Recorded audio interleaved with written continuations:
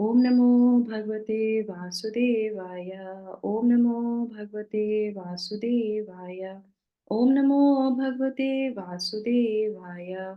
ओम अज्ञानतिमिरान्धस्य ज्ञानाञ्जनशलाकया चक्षुरुन्मीलितं येन तस्मै श्रीगुरुवे नमः।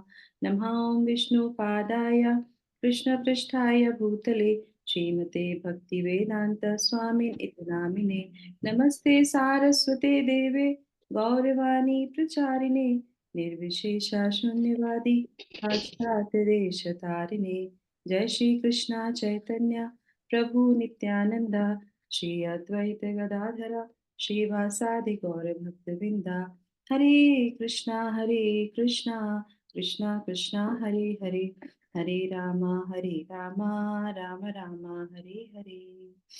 जगत गुरु शिला प्रभुपाद की जय, गुरु महाराज की जय, भगवत वाणी भगवत गीता जी की जय। हरे कृष्णा। हरे कृष्णा। तो सभी लोगों को बहुत बहुत धन्यवाद सुबह के सत्र में जुड़ने के लिए। तो आज से हम अपना जो है शुरू कर रहे हैं। जो हमने विराम किया था पांचवें अध्याय के 17वें श्लोका तक हम लोगों ने पढ़ लिया था। आज हम लोग जो है 18वें श्लोक का पारायण करेंगे एक साथ मिलके। तो पांचवें अध्याय में कहाँ से क्या क्या चीजें थी वो हम धीरे धीरे दोबारा से पुनरावृत्ति करेंगे पूरे सत्र में, जब से जैसे हम लोग आगे बढ़ते जाएंगे, जिससे कि हमें पिछले का भी याद है। पर आज हम लोग जो है अपना श्लोका ही डिस्कस करेंगे सबसे पहले। तो श्लोक संख्या 18, अध्याय 5, जिसमें भगवत गीता खोल रखी है। पेज नंबर है 215। यस।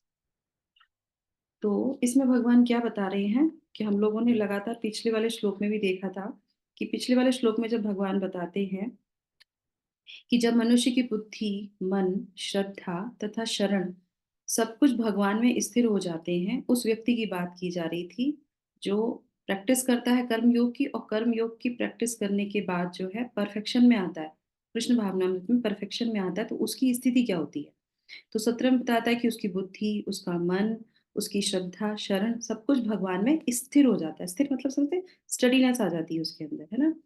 वह पूर्ण ज्ञान द्वारा समस्त कल्मश से शुद्ध हो जाता है। पूर्ण ज्ञान क्या, जो अभी हम लोगों ने भगवत गीता से लिया, दिव्य ज्ञान लिया है ना। तो दिव्य ज्ञान जब उसको आता है तो वो सारे कल्मश से शुद्ध हो जाता है। जो जो जितने भी विकार होते हैं, जो द्वंद्व होते हैं, वो सबसे वो शुद्ध हो जाता है। अब ये जब शुद्ध हो जाता है और मुक्ति के पाथ पे डेफिनेटली मुक्ति तो मिली जाएगी, है ना। तो उस पे अग्रसर होने लगता है। तो उसके लक्षण क्या होते हैं, तो वो है इस श्लोक में बताते हैं कि वो व्यक्ति में सबसे पहला लक्षण क्या आता है। तो जब उसके अंदर ज्ञान आता है तो लक्षण क्या दिखते हैं, वो भगवान यहाँ पे उसकी विशेषता, उसके गुणों को यहाँ पे बता रहे हैं। हमारे लिए बहुत इंपॉर्टेंट ये है। और भगवत गीता का मोस्ट इंपॉर्टेंट श्लोका ये बताया जाता है। भगवत गीता का 18वां श्लोका 5वें अध्याय का। विद्या विनय संपन्ने ब्राह्मणे गविहस्तिनि शुनि चैव स्वपाके च पंडितः समदर्शिनः। तो वो क्या हो जाता है, वो पंडित कैसा हो जाता है, जो समदर्शिना है। तो पंडित का मतलब वो नहीं जो ब्राह्मण कुल में उत्पन्न हुआ है, नहीं। वो ज्ञान लेके वो ऐसा पंडित बनता है, ऐसा ब्राह्मण बनता है, ऐसा द्विज बनता है, जो कि सबको समदर्शिना के वो दृष्टि भगवान उसको प्रदान करते हैं। ठीक है। तो इसके जो है ट्रांसलेशन में है, विनम्र साधु पुरुष अपने वास्तविक ज्ञान के कारण एक विद्वान तथा विनीत ब्राह्मण गाय, हाथी, कुत्ता तथा चांडाल को समान दृष्टि यानी कि समभाव से देखते हैं। कभी कभी एक प्रश्न किया जाता है कि भगवत गीता पढ़ते हैं तो हमें क्या मिलता है, ऐसे समाज के लिए क्या मिलता है। समाज में हम क्या योगदान है, भगवत गीता पढ़ते हैं तो हम पर्सनल के लिए तो समझ में आया, पर समाज के लिए क्या होता है। तो समाज में आपने देखा होगा हमेशा एक ही चीज चलती है। क्या चलता है, युद्ध चलता है ना। कोई बड़ा, कोई छोटा, कोई जाति, बिरादरी, रंग, रूप, वर्ण, आश्रम, ये सबका ही द्वंद्व चलता रहता है। हमेशा युद्ध ही, चाहे छोटी से छोटी जगह का, घर से लेके और समाज तक, बड़े बड़े चाहे पॉलिटिकल हो, कुछ भी हो, हर जगह द्वंद्व ही द्वंद्व है। तो इन सब के द्वंद्वों से ऊपर उठने का उपाय क्या है, भगवत गीता में भगवान बताते हैं कि मेरे शास्त्रों को पढ़ो, जो मैंने बताया है, दिव्य ज्ञान तुम्हें मिलेगा और तुम समदर्शिना हो जाओगे। तो हमें क्या करना चाहिए, हमें परिस्थिति को चेंज नहीं करना चाहिए, हम लोग क्या करते हैं, परिस्थिति को चेंज करने का प्रयास करते हैं। हम ये जो चल रहा है हमारे साथ ये चेंज हो जाए, वो कभी चेंज नहीं होगा। इस धरातल पे आएंगे वो कभी चेंज नहीं होगा, वो वैसे ही रहेगा। क्या चेंज करना है? दृष्टि चेंज करनी है। परिस्थिति चेंज नहीं करनी है, दृष्टि चेंज करनी है। दृष्टि कैसे चेंज होगी? दृष्टि जब हम शास्त्र को पढ़ेंगे तब चेंज होगी। तो आइए भगवत गीता के इसको पढ़ेंगे। तो कौन है माता जी हमारे साथ यहाँ पे? हरे कृष्णा माता जी, पढ़ो मैं। 1 मिनट में देखती हूँ, कोई नई माता जी जुड़ी हैं तो उनको हम पहले बोलते हैं। ओके। तो शीतल माता जी आप पढ़ेंगी हरे कृष्णा? ठीक है। मोना माता जी आप, शीतल माता जी पढ़ेंगी आप हरे कृष्णा? हरे कृष्णा माता, मैं ना हाँ, सुन रही थी, मैं किचन में थी। कोई नहीं कोई नहीं, ठीक है। यस मोना माता जी पढ़िए। हरे कृष्णा। जगत गुरु श्री शिला प्रभुपाद की जय। कृष्णा भावना भावित व्यक्ति योनि या जाति में भेद नहीं मानता। सामाजिक दृष्टि से ब्राह्मण तथा चंडाल भिन्न भिन्न हो सकते हैं, अथवा योनि के अनुसार कुत्ता, गाय तथा हाथी भिन्न हो सकते हैं, किंतु विद्वान योगी की दृष्टि से में यह शरीरगत भेद अर्थहीन होते हैं। इसका कारण परमेश्वर से उनका संबंध है, और परमेश्वर परमात्मा रूप में हर एक के हृदय में स्थित है। परम सत्य का ऐसा ज्ञान वास्तविक यथार्थ ज्ञान है। जहाँ तक विभिन्न जातियों या विभिन्न योनियों में शरीर का संबंध है, भगवान सबों पर समान रूप से दयालु हैं, क्योंकि वह प्रत्येक जीव को अपना मित्र मानते हैं। फिर भी रूप से जीवों जीवों की समस्त परिस्थितियों में से वे अपना परमात्मा रूप स्वरूप बनाए रखते हैं। परमात्मा रूप में भगवान चंडाल तथा ब्राह्मण दोनों में उपस्थित रहते हैं। यद्यपि उन दोनों के शरीर एक से नहीं होते। शरीर तो प्रकृति के गुणों के द्वारा उत्पन्न हुए हैं, किंतु शरीर के भीतर आत्मा तथा परमात्मा समान आध्यात्मिक गुण वाले हैं। परंतु आत्मा तथा परमात्मा की यह समानता उन्हें मात्रात्मक दृष्टि से समान नहीं बनती, क्योंकि व्यक्ति यष्टि आत्मा किसी विशेष शरीर में उपस्थित होता है, किंतु परमात्मा प्रत्येक शरीर में है। कृष्णा भावना भावित व्यक्ति को इसका पूर्ण ज्ञान होता है, इसीलिए वह सचमुच ही विद्वान तथा समदर्शी होता है। आत्मा तथा परमात्मा के लक्षण समान है, क्योंकि दोनों चेतन, शाश्वत तथा आनंद में है, किंतु अंतर इतना ही है कि आत्मा शरीर की सीमा के भीतर सचेतन रहता है, जबकि परमात्मा सभी शरीर में सचेतन है। पर, परमात्मा बिना किसी भेदभाव के सभी शरीरों में विद्यमान है। हरे कृष्ण माता जी। जगत गुरु श्री प्रभुपाद की जय। कृष्ण माता जी थैंक यू सो मच। तो बहुत अच्छा श्लोका है ये। तो हमें इससे क्या शिक्षा मिलती है? तो सबसे पहले तो है कि जो पहला गुण जो बताया गया है वो क्या है कि जैसे हम लोग जब कभी कोई शास्त्र पढ़ते हैं या कोई ज्ञान आता है या किसी भी चीज में आगे बढ़ते हैं, तो सबसे पहले हमारे अंदर क्या आता है? अहंकार, है ना? तो भगवान यहाँ पे सबसे पहला गुण जो बता रहे हैं कि अगर कोई व्यक्ति विनम्र है तो समझ लीजिए कि उसको सही जो है ज्ञान आया है। भगवान की उसके ऊपर अनुकंपा है कि उनको जो ज्ञान आया तो उसका उनको जो है क्या है? हरे कृष्ण। उनको जो है क्या मिला है? उनको जो है भगवान ने एक गुण प्रदान किया है, तो वो विशेषता है भगवान की। और एक श्लोका बोलते हैं ना, विद्या विनय संपन्न, सॉरी ये तो यही वाला है। जो है विद्या ददाति विनयम। हम्म। विद्या ददाती, विद्या है तो वो क्या देगी आपको? विनम्रता ही देगी। तो इसी तरीके से जो ब्राह्मण है, जो वो द्विज है, वो क्या होता है? उसको जैसे ही दिव्य ज्ञान आएगा तो वो विनय हो जाएगा, है ना? दूसरा जो है हमारे जो है एक और कहते हैं ना कि बड़े हुए तो क्या हुआ जैसे पेड़ खजूर। हम्म। और पंथी को छाया नहीं और फल लागत अति दूर। अगर आपके पास फल हैं और वो इतने दूर है कि वो कोई ले नहीं सकता, और वहां से जो निकलते हैं उनको छाया भी नहीं मिलती, तो बताइए उस पेड़ का, उस फल का क्या कुछ है? नहीं। तो अगर किसी के पास सही में कोई ज्ञान है तो वो विनय होगा, तो दूसरों को देगा।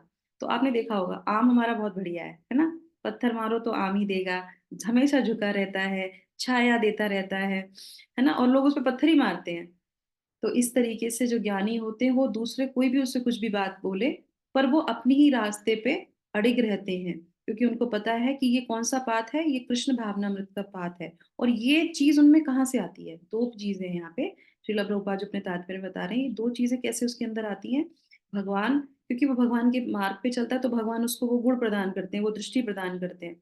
दूसरा क्या है, क्योंकि भगवान समदर्शिना है ना, जिनकी हम पूजा कर रहे हैं श्री कृष्ण की, वो बहुत समदर्शिना है। उन्होंने ऐसा नहीं किया कि वो एक के हृदय में है, और जो है कुत्ता है जो स्व, जिसके बारे में बोला जा रहा है, स्वपाके, स्वपाके मतलब होता है कुत्ता, स्व मतलब कुत्ता है ना, और उसको पका के खाने वाला स्वपाके च।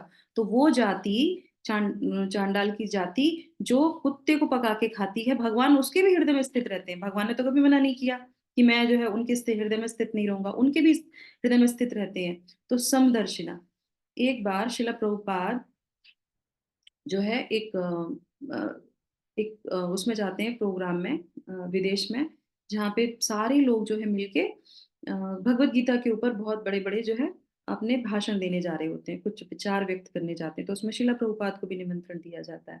जब वो वहां जाते हैं तो वहां पे वो देखते हैं कि बहुत बड़े बड़े लोग विद्वान आए हुए हैं वहां पे गीता के बारे में, पर कृष्ण भगवान का कोई भी वहां पे चित्र नहीं है।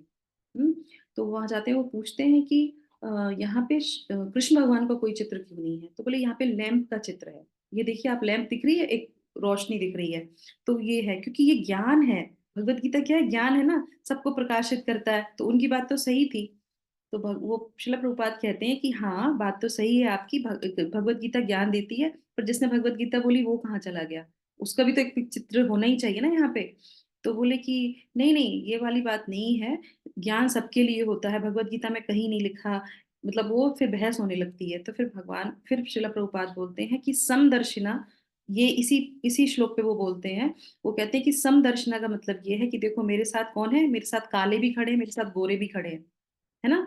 समदर्शिना, किसी के अंदर अंतर नहीं होना चाहिए। ये विद्वान, ये ज्ञान जो है पंडितों के लिए नहीं है, ये सभी के लिए है, कोई भी इस भगवत गीता को पढ़ सकता है। और भगवान कृष्ण ने यही बोला भगवत गीता में कि सबके लिए वो व्यक्ति समान रहता है। तो शिला प्रभुपाद ने अपने जीवन से हमको सिखाया है कि वो सभी को उन्होंने ज्ञान दिया, चाहे वो पाश्चात्य देश वाले हों, चाहे वो अमेरिका, अफ्रीका, कहीं के भी हों। सब लोग, छोटी जाति बड़ी जाति, कोई भी जाति हो, पैसे वाला छोटा कोई भी हो, सबके लिए वो ज्ञान जो है समान होता है, क्योंकि भगवान ने वो चीज भेजी है, वो चीज दी है। समदर्शिना भगवान अपने जो है ज्ञान से बताते हैं। दूसरा जो है यहाँ पे सबसे अच्छी चीज जो है वो क्या है कि दूसरा क्या है इसमें, ब्राह्मणे गवि हस्तिनी। तो तीन तीन लोगों के बारे में यहाँ पे बात की जा रही है। एक तो दो जाति हैं यहाँ पे, दो जाति कौन सी है, एक तो हमारी मनुष्य जाति है, और दूसरी कौन सी है, जो पशु पक्षी हैं, जो मतलब पशु जाति है ना।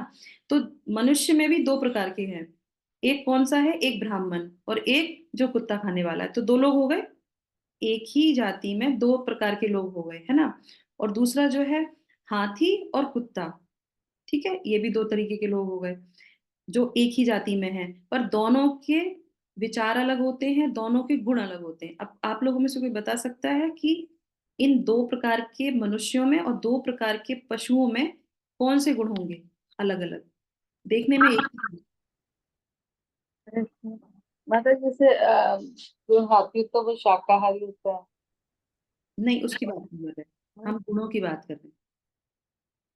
कोई बता सकता है? पहुंचा वहां तक जहां तक मैं बात कर रही हूँ? गुण, गुण कौन से होते हैं?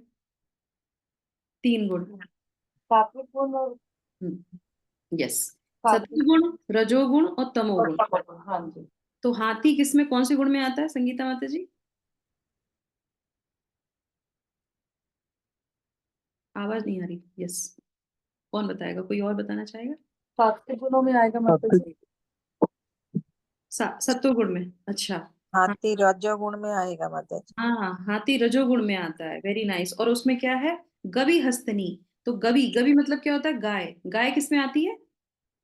इसमें सत्वगुण में। वो सत्व सत्वगुण में आती है, यस। तो सतोगुण, रजोगुण, और कुत्ता किस में आता है, तमोगुण में। ठीक है, तो तीन जानवरों का नाम यहाँ पे लिया है ना, जानवर ही है, पशु योनि में ही है, पर तीनों अलग अलग गुणों में रहती है। करेक्ट। माता जी हाथी रजोगुण में कैसे आएगा थोड़ा? वो किसी और दिन चर्चा करेंगे। हाथी रजोगुण में रहता है। उसकी टेंडेंसी होती है कि आप अगर सेंस ग्रेटिफिकेशन बहुत होता है उसके अंदर। हम्म और उसके बाद जो है तो गाय, हाथी और कुत्ता, तो ये तीनों ही, तो कुत्ता किस में आ जाता है, तमोगुणों में आता है। वो हम उसके जो है मानसिक, उसकी जो गुण उसके अंदर जो प्रोमिनेंट होता है वो जो है तमोगुण होता है, तो और गाय का सतोगुण में होता है। तो ये तीनों अलग अलग गुणों में रहते हैं। तो वो जो ब्राह्मण है वो क्या करता है, तीनों के साथ समान व्यवहार करता है। पर इसका मतलब ये नहीं है कि अब समान व्यवहार करेंगे, हम सबके समदर्शन है, तो शेर आ गया तो शेर को गले लगा लिया, ऐसा थोड़ी ना करेंगे। भौतिक तरीके से वो उनसे भेद रखता है, भौतिक धरातल पे भेद रखता है। हाथी है रजोगुण में, अब जाके हाथी से थोड़ी ना युद्ध करने लगेगा। हाथी हाथी ही है, आप पंडित पंडित ही रहेगा। पर इस पर उसका देखने का मतलब आध्यात्मिक दृष्टि से उसके लिए सब समान है। और क्यों समान है, क्योंकि भगवान सबके अंदर विराजमान रहते हैं और ये वो चीज दृष्टि से देख सकता है। समझ में आया? इसी तरीके से ये जो पंडित हैं और जो कुत्ता खाने वाले हैं एक ही जाति में आते हैं, मनुष्य योनि में आते हैं, पर दोनों में क्या है, एक सतोगुण में है और एक तमोगुण में है।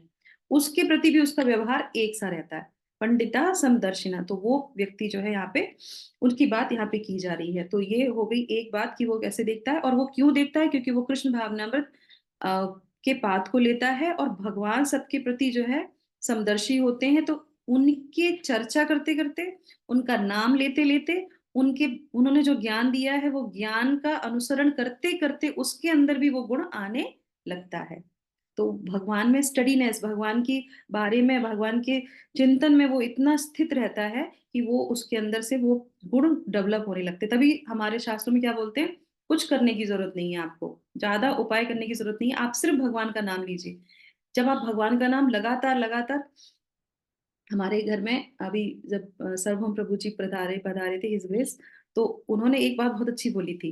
बोले आपको पता है हरि नाम लेने की कम से कम जो है 25 साल का होता है। 25 साल तक जब आप कंटिन्यू हरि नाम लेंगे तब जाके अंदर आपके चेंजेस आने लगेंगे। अब 25 साल तो बहुत बड़ी होती है। आप हम लोग क्या सोचते हैं, अभी तो हमने जल्दी शुरू किया ही है तो अभी एकदम से चीजें चेंज होने लगी, नहीं, क्योंकि हम लोग इतना अपराध के साथ हरि नाम लेते हैं।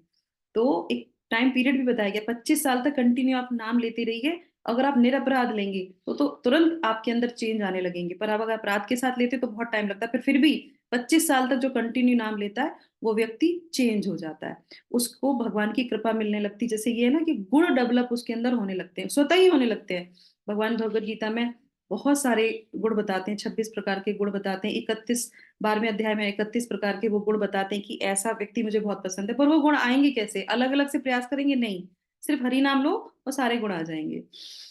तो आपको पता है एप्पल कंपनी के जो फाउंडर है उसका नाम, उनका नाम क्या है, किसी को पता है? एप्पल का फोन सबके पास होगा, फाउंडर का नाम पता है? Hmm Sumit Prabhu, yes. Steve Jobs. Jobs, yes, correct. Good. देखो जिसका फोन यूज कर रहे हो उसके उसका भी पता होना चाहिए उसने कितनी तरक्की की है। एक बार वो जाते हैं और बच्चों की सभा को संबोधित करते हैं, तो बच्चों के लिए उनको पूछा जाता है कि आप बच्चों से कुछ बताना चाहेंगे, कुछ टिप्स देना चाहेंगे? तो वो कहते हैं कि यस। तो वो उनको दो ही बातें बताते हैं। क्या कहते हैं? वो कहते हैं stay hungry and stay foolish. अब ये क्या बात हुई, स्टे हंग्री और स्टे फुलिश? तो कोई बता सकता है स्टे हंग्री का मतलब क्या हुआ और स्टे फुलिश का मतलब क्या हुआ? Stay hungry and stay foolish बच्चों से बोलते हैं, भूखे रहो। हरे कृष्णा माता। यस, यस माता जी। माता जी वो ये बताना चाहते हैं कि मतलब ज्ञान देने के लिए आप ये सोचो कि मतलब बेवकूफ बन के रहो कि मुझे कुछ नहीं आता, तब आपको बहुत ज्यादा ज्ञान की प्राप्ति होगी। अगर आप ये सोच लेंगे मुझे सब कुछ आता है तो आप कभी भी ज्ञान प्राप्त नहीं करें। तो आपके अंदर ज्ञान अर्जित करने की वो हमेशा रहनी चाहिए। नाइस, वेरी नाइस, बहुत बढ़िया। यस, स्टे हंग्री का मतलब है हमारे अंदर से वो लॉलिम रहना चाहिए, वो भूख रहनी चाहिए कि मुझे अभी ज्ञान और चाहिए, मुझे और ज्ञान आएगा। और जब ज्ञान आता है तो क्या आता है, क्या लक्षण होता है कि मैं तो बहुत ही क्या हूँ, मुझे तो कुछ नहीं आता, है ना। जब आपको ज्ञान आता है तो आपको क्या समझ में आता है, मुझे तो कुछ नहीं आता। और जब आपको ज्ञान, दूसरा ज्ञान आएगा तो हमको तो बहुत कुछ आता है, तो क्या है, वो ज्ञान नहीं है। तो ये बहुत इंपॉर्टेंट चीज है। छोट 2 बातों में कितनी बड़ी बात बताई कि हमेशा हंगर रहना चाहिए हमारे अंदर। तो भूख रहनी चाहिए कि हमें ये ज्ञान है, इस ज्ञान से जो है जब से जैसे धीरे धीरे ज्ञान आएगा, कहेंगे हम, जैसे मोना माता जी मुझे कहती, माता जी हमने भगवत गीता जब से पढ़ी, मुझे तो बहुत सुधार की जरूरत है। तो ये कैसे पता चला? ये कैसे पता चला? जब आपको सही ज्ञान आया तो आप सही लाइन पे हो। अगर आप अपने आप को चेक कर रहे हो बीच बीच में कि नहीं हम सही जगह है नहीं है, हमें ये दोष है हमारे अंदर, वो दोष तो तब पता चल रहे हैं जब आपको सही ज्ञान आ रहा है। जिसके अंदर ज्ञान नहीं होता वो कभी अपना दोष नहीं देख सकता। दोष वही देखता है जिसके अंदर ज्ञान आने लगता है। वो कहता है हाँ मेरे अंदर ये कमी है, मेरे अंदर ये कमी है, तभी तो वो उसको दूर करेगा। तो इस तरीके से वो। और दूसरा हो गया क्या? फुलिशनेस। फुलिशनेस का मतलब क्या है? सेम वही चीज कि जब हम ज्ञान को लेते हैं तो क्या तो पता चलता है कि हमें तो कुछ भी ज्ञान नहीं है। तो इसीलिए हमेशा अपने आप को बुद्धिमान मत मानो, हमेशा। दूसरा, इसी के साथ कनेक्टेड एक बात और बताना चाहूंगी मैं। जब हम हम्बल होते हैं तो हम्बल का एक जो है बहुत अच्छा उदाहरण होता है श्रवण करना। बहुत अहंकारी लोग श्रवण करना पसंद नहीं करते। हर किसी से तो बिल्कुल नहीं करेंगे, उनका जो फेवरेट होगा उसी से श्रवण करेंगे, अदरवाइज किसी से श्रवण नहीं करेंगे। श्रवण का मतलब है जहां से सही ज्ञान आ रहा है वहां से वो करेंगे। अब ये तो छोटे उम्र के हैं, या इनको अभी, ये तो अभी अभी आए हैं, अभी भी पैदा हुए, इनको क्या आता है? सुखदेव गोस्वामी जो है कितने बड़े थे? 16 साल के थे मात्र। और उनके सामने इतने बड़े बड़े ऋषि, परीक्षित महाराज जो राजा थे, वो उनके साथ बैठ के क्या कर रहे थे? श्रवण कर रहे थे। तो उम्र की बात नहीं होती है, विनम्रता की बात होती है। जब हम किसी को श्रवण करते हैं या किसी को अपना समय देते हैं तो हम बहुत विनम्र होते हैं। हमारे राधे श्याम प्रभु जी एक बार मंदिर में आए, तो या उनकी क्लास उस समय नहीं थी, उनको जाना था कहीं पे, पर दूसरे एक प्रभु जी थे, उनकी क्लास थी, तो वो व्यासासन पे बैठे। और राधे श्याम प्रभु जो इतने बड़े प्रचारक हैं, इतने बड़े इस्कॉन में लीडर हैं और इतना अच्छा प्रचार करते हैं, सन्यासी हैं, तो वो आके तुरंत वहां पे बैठ गए। और तो वो जो व्यास आसन पे जो प्रभु जी बैठे थे, वो इतने देख के डोल गए कि ये नीचे बैठ के मुझे सुन रहे हैं, मेरी तो कोई योग्यता नहीं कि मैं इनको कुछ मैं बोलूं और ये सुने। तो वो कहते हैं कि नहीं प्रभु जी, आपको यहाँ पे बैठने की कोई आवश्यकता। बोले नहीं नहीं, मैं सुनना चाहता हूँ, आप व्यास आसन पे बैठे तो मैं आपसे सुनूंगा, श्रवण करूंगा। और जब वो वहां से उठ के गए तो विनम्रता से उनसे बोला कि मुझे कुछ अर्जेंट काम है, तो मैं इसलिए यहाँ से उठ के जा रहा हूँ। तो उनसे आज्ञा ली कि मैं जा सकता हूँ क्या? तो इसको बोलते हैं विनम्रता। कि जब भी कोई भगवान के बारे में बोल रहा है तो बिना किसी द्वंद के, बिना किसी जो है उसको जज करने से आराम से जो है भगवान के बारे में वो श्रवण करता है। तो वो भी विनम्रता का एक बहुत बड़ा गुण होता है। तो इसी के साथ जो है, और दूसरा जो है, एक छोटी सी मैं जो है स्टोरी सुनाऊंगी आप लोगों को, और उसके बाद फिर हम लोग यहाँ पे इसको जो है विराम करेंगे। ठीक है, ऑलरेडी हमारा समय भी हो रहा है। तो हमने देख लिया कि समदर्शिना वो कैसे होता है, रजोगुण में हो, तमोगुण में हो या सतोगुण में हो, सबके लिए वो समान दृष्टि रखता है। क्यों रखता है? क्योंकि भगवान सबके हृदय में विराजमान है और वो भगवान को हर किसी शरीर में देख सकता है और उसी तरीके से आचरण करता है। पर भौतिक तरीके से जिसके साथ जो व्यवहार करना चाहिए, से हाथी है, शेर है, या जो भी है, तो उनको जितनी दूरी बना के रखनी चाहिए वो बना के रखते हैं, पर सबके लिए समान है, किसी के साथ कोई अलग अलग तरीके से व्यवहार नहीं करता। ठीक है, उसके बाद आ जाते हैं यहाँ पे, और इसी को क्या बोलते हैं? निष्काम कर्म योगी, जो कृष्ण भावनामृत में अच्छी तरीके से प्रैक्टिस करके परफेक्शन लेता है। तो यहाँ पे जो है एक श्रीमद् भागवतम में एक जो है रंती देव राजा आते हैं। उनकी जो है कथा तो बहुत बड़ी है, काफी लंबी आगे चलेगी, पर यहाँ पे बहुत अच्छा उनका उदाहरण आता है कि रंती देव जो है बहुत अच्छा अपना राज्य चला रहे थे और बहुत सभी के साथ बहुत समान रूप से व्यवहार करते थे। तो एक बार क्या हुआ, उनकी परीक्षा लेने के लिए सारे देवता आए वहां पे। तो जैसे अग्निदेव हैं, इंद्रदेव हैं, इंद्रदेव तो सबकी परीक्षा ले लेते हैं, वो तो भगवान को भी नहीं छोड़ते। तो वो भी आए, उनकी परीक्षा ली, सब लोग परीक्षा लेने आए और चुपके से वो देख रहे थे कि देखते हैं ये कैसे करते हैं। तो उस समय उन्होंने रखा था फास्ट, रंती देव ने जो है उपवास रखा था। और उपवास को जब खोलने का समय आया तो उस समय जो है वहां पे उन्होंने क्या किया, एक चांडाल को भेज दिया। जैसे वो भोजन पा रहे थे, अच्छा वो जो व्रत था वो बहुत लंबे समय तक का था, काफी लंबा पीरियड का था। और अगर उस समय वो व्रत खोलने का जो समय आया, उन्होंने अपना पूरा उपवास कर लिया, तो तपस्या उनकी पूरी हो गई। पर उस समय उनको भोजन की अति आवश्यकता थी। अगर उनको वो भोजन या उनको वो जो नहीं खाते जल और भोजन नहीं लेते, तो वो उनकी मरणासन वाली स्थिति हो जाती। उनको ये बात पता थी। और तभी जैसे ही वो कौर अब लेते हैं, तभी क्या होता है, एक चांडाल वहां पे आ जाता है। चांडाल उनको भेजा जाता है, तो चांडाल आता है, वो कहता है कि महाराज हम बहुत टाइम से भूखे हैं, कृपया करके हमें कुछ भोजन दे दीजिए। तो राजा क्या करते हैं, राजा कहते हैं ठीक है, तुम इसमें से भोजन ले जाओ, और अपने भोजन में से उनको भोजन दे देते हैं। थोड़ा बहुत जरा सा बचता है उसमें। फिर उसके बाद फिर वो कहते हैं कि चलो ठीक है, पानी पी लेता हूँ पहले। उसके बाद वो पानी पीने लगते हैं, तब तक फिर वहां पे क्या होता है, कुत्ता आ जाता है। कुत्ते को भेज दिया जाता है। अब कुत्ता आता है और वो एकदम से दिखता है कि वो बहुत प्यासा है, हाँफ रहा है, तो वो तुरंत जो है अपना जो पानी होता है वो उस कुत्ते को दे देते हैं। और फिर वो पी के और फिर वो वहां से चला जाता है। अब पानी भी खत्म, भोजन भी खत्म, जरा सा उच्छिष्ट बचता है। तो जरा सा उच्छिष्ट जब वहां पे बचता है, तो वहां पे क्या करते हैं, खुद ही देवता लोग पहुंच जाते हैं। जब छोटा सा जो थोड़ा बहुत जो उनकी था उच्छिष्ट, वो उसमें देवता पहुंचाते हैं, कहते हैं कि महाराज हमें ये थोड़ा सा जो उच्छिष्ट है आपके थाली में से ये दे दीजिए। अब उनको तो अपना व्रत खोलना था, और उनको वो अन्न की भी बहुत आवश्यकता थी, जल की भी बहुत आवश्यकता थी। तो वो कहते हैं कि ठीक है, कोई बात नहीं। अब इस तपस्या का शायद यही होगा, भगवान ने जो मैंने ये तपस्या की है, हो सकता है उसके परिणाम स्वरूप भगवान ने ही इनको भेजा हमारे पास। और वो क्या करते हैं, वो उच्छिष्ट भी उनको दे देते हैं। तो फिर वो सारे देवता बहुत प्रसन्न होते हैं और कहते हैं कि मैंने इतने लोगों को देखा है भगवान की तपस्या करते हुए, पर मैंने आप जैसा कोई भी नहीं देखा।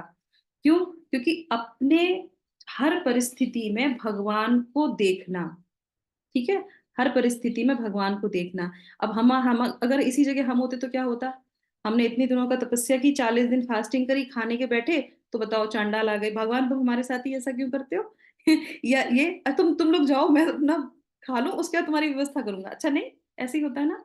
पर वो जो व्यक्ति जो समदर्शिना होता है, क्यों? क्योंकि उसके अंदर दिव्य ज्ञान आता है, और हर परिस्थिति में वो भगवान को देखता है कि भगवान मेरी सहायता कर रहे हैं, या भगवान स्वयं ही आए हैं और ये ले रहे हैं, तो वो उनको दे देता है। तो इसीलिए हमें ये ध्यान रखना चाहिए, कोशिश करनी चाहिए, जब हम धीरे धीरे भगवत गीता पढ़ते हैं, शास्त्र पढ़ते हैं, या भक्तों का संग करते हैं, तो कोई भी हमारे जीवन में अप एंड डाउन हो, परिस्थिति कैसी भी हो, भगवान हमेशा हमारी रक्षा करते हैं। वो कभी किसी के साथ पार्शल नहीं होते। अब इसका उदाहरण सबसे अच्छा यही है कि चाहे वो हाथी है, कुत्ता है, चांडाल है, ब्राह्मण है, वो सबके हृदय में रहते हैं परमात्मा के रूप में, उन्होंने किसी को नहीं छोड़ा। पर न ज्ञान होने के कारण हम भगवान को छोड़ देते हैं। करेक्ट? तो इसीलिए हम भगवत गीता पढ़ रहे हैं, तो हमें भगवान पे एकदम दृढ़ विश्वास होना चाहिए। हम्म? तो इसी के साथ, और इसकी और व्याख्या जो है अगले श्लोक में होगी, अगले श्लोक की व्याख्या अगले श्लोक में होगी। तो ये जो सीक्वेंस चल रहा है, ये एक के बाद एक जो श्लोक आएंगे, उनका जो है एक के बाद एक जो है पेज खुलता चला जाएगा। तो ये कनेक्टेड सारे श्लोकाज हैं, तो इसलिए हम इस पे ज्यादा चर्चा नहीं करेंगे। आगे वाले श्लोक में भगवान इसी से संबंधित और हमें ज्ञान प्रदान करेंगे। ठीक है, तो इसी के साथ हम आज का यहाँ पे सत्र को विराम करते हैं। श्रीमद् भगवद गीता जी की जय। जगत गुरु शिला प्रभुपाद की जय। Hare Krishna Krishna Krishna Hare Hare, Hare Rama Ram Ram Hare Hare. Hare Krishna. Thank you so much, सभी लोगों को दंडवत प्रणाम। कृष्ण माता जी, दंडवत